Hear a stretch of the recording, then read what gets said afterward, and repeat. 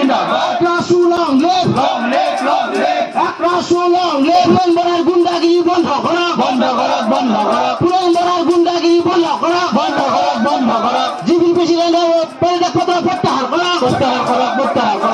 Want justice. আমি আজি গড়েশ্বৰ মহাবিদ্যালয়ৰ সন্মুখত আমি এটা 2 ঘণ্টীয়া কাৰ্যসূচী ইয়াতে উদযাপন কৰিছোঁ।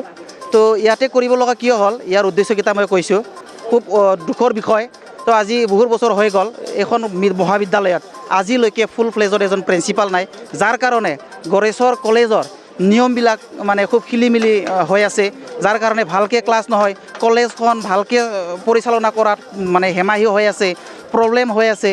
তো ইয়াৰ কাৰণে ভিক্টিম কোনে হৈছে? ৰাইজে হৈছে বা ষ্টুডেণ্টবিলাকে হৈছে। তো আমি আজিৰ এই 2 ঘণ্টীয়া কাৰ্যসূচীৰ থ্ৰুৱেদি আমি আহ্বান জনাইছোঁ, আমি ডিমাণ্ড জনাইছোঁ যে অতি শীঘ্ৰে এজন ফুল ফ্লেজত প্ৰিন্সিপাল আমাক লাগে এই গড়েশ্বৰ কলেজত, যাতে এই এটা মহাবিদ্যালয়ে এটা ছিষ্টেমৰ মাজেদি মানে ৰান হয়। তো আমি দ্বিতীয়তে কৈছোঁ কি এজন মানে 3rd গ্ৰেডৰ এমপ্লয়ি, যাৰ নামটো আমি পুলেন বড়া বুলি শুনি আছোঁ, পুলেন বৰা বুলি শুনি আছোঁ, তেওঁ ইমান ডাঙৰ এটা মহাবিদ্যালয় প্ৰিন্সিপালক কেনেকৈ পৰিচালিত কৰিব পাৰে?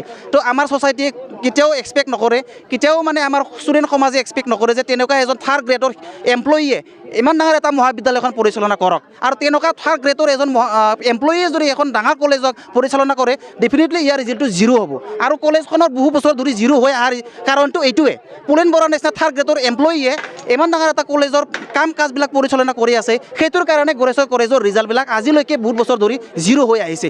তো আমাৰ সমাজৰ ষ্টুডেণ্টবিলাক, আমাৰ জাগাৰ ষ্টুডেণ্টবিলাক যাতে ভাল পাৰফৰ্মেঞ্চ কৰে, আমি এইটো এক্সপেক্ট কৰি আছোঁ। তো আমি কেতিয়া গুড ৰিজাল্ট এক্সপেক্ট কৰিব পাৰোঁ? যেতিয়া ইয়াতে ফুল ফ্লেজৰ এজন শিক্ষক প্ৰিন্সিপাল আহিব, তেতিয়া ছিষ্টেমবিলাক খুব ছিষ্টেমেটিক হ'ব, তেতিয়া খুব ছিষ্টেমৰ মাজেদি কলেজখন যাব, তেতিয়াহে আমি গুড ৰিজাল্ট এটা এক্সপেক্ট কৰিব পাৰোঁ। তো তেনেকুৱা যি খুব ছিষ্টেমেটিক চলাব লাগে কলেজখন, পুলেন বৰা নিচিনা 3rd গ্ৰেডৰ এমপ্লয়িৰ দ্বাৰা পৰিচালিত হোৱা বন্ধ কৰিব লাগে। অতি শীঘ্ৰে আমি দাবী জনাইছোঁ আজি 2 ঘণ্টা জোৰা কাৰ্যসূচীৰ এই প্ৰতিবাদ কাৰ্যসূচীৰ থ্ৰুৱেদি যে পুলেন বৰা নামৰ 3rd গ্ৰেডৰ এমপ্লয়িক অতি শীঘ্ৰে তেওঁৰ মানে চাকৰিৰ পৰা বৰখাস্ত কৰিব লাগে।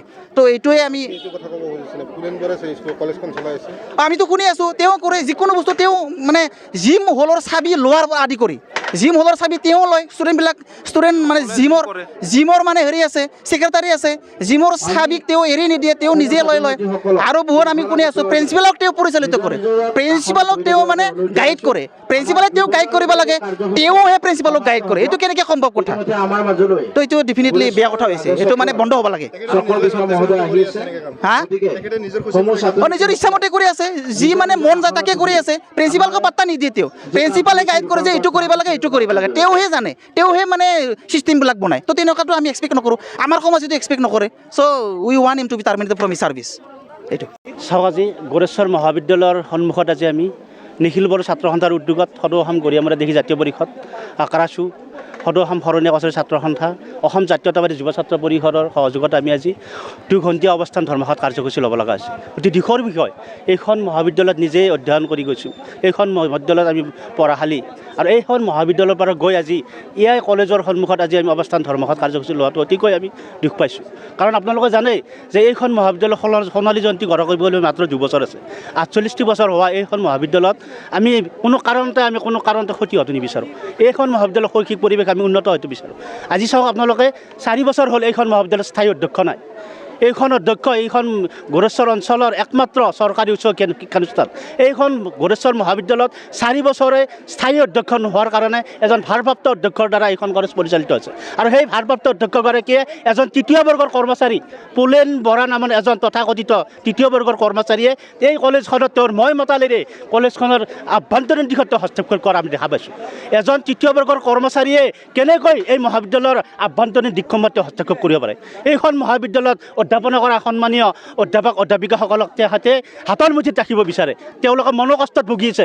এই ক্ষেত্ৰত আমি আজি গড়েশ্বৰ মহাবিদ্যালয়ত আপোনালোকে জানে জিবিৰ সন্মানীয় সভাপতি এগৰাকী, গণতান্ত্ৰিকভাৱে সাধাৰণ সভাৰ দ্বাৰা নিৰ্বাচিত হোৱা এজন সুপ্ৰশাসক, গড়েশ্বৰ হায়াৰ ছেকেণ্ডেৰীৰ retired principal Mahidhar Boro sir, এইজন ব্যক্তি পুলেন বৰা আৰু উমেশ বড়ো ভাৰপ্ৰাপ্ত অধ্যক্ষ বিষয় তেওঁলোকৰ কাৰণে এনেকুৱা এজন মহান ব্যক্তিয়ে জিবিৰ পৰা পদত্যাগ কৰিব লগা হ'ল আমি বিচাৰোঁ যে গোৰেশ্বৰ মহাবিদ্যালয়ত স্থায়ীভাৱে অধ্যক্ষ নিযুক্তি দিয়ক গোৰেশ্বৰ মহাবিদ্যালয়ত শৈক্ষিক পৰিৱেশ উন্নত কৰক গোৰেশ্বৰ মহাবিদ্যালয়ত যিসমূহ আন্তঃগাঁথনি আছে সেই আন্তঃগাঁথনিৰ নামত স্বজনতোষণ নীতি প্ৰত্যাহাৰ কৰক গোৰেশ্বৰ মহাবিদ্যালয়ৰ আন্তঃগাঁথনি জাকত জিলিকা হওক আমি বিচাৰোঁ যেতিয়ালৈকে গোৰেশ্বৰ মহাবিদ্যালয়ত স্থায়ী অধ্যক্ষ নিযুক্তি নিদিয়ে যেতিয়ালৈকে পুলেন বৰাক চাকৰিৰ পৰা বৰখাস্ত নকৰে তেতিয়ালৈকে আমি অসম জাতীয়তাবাদী গৰিয়ামুৰীয়া জাতীয় পৰিষদ আক্ৰাছো শৰণীয়া কছাৰী ছাত্ৰ সন্থাই নিখিল বড়ো ছাত্ৰ সন্থাই বহি নাথাকোঁ আমি এই গোৰেশ্বৰ মহাবিদ্যালয় কোনো কাৰণত শৈক্ষিক পৰিৱেশ বিনষ্ট হোৱাটো নিবিচাৰোঁ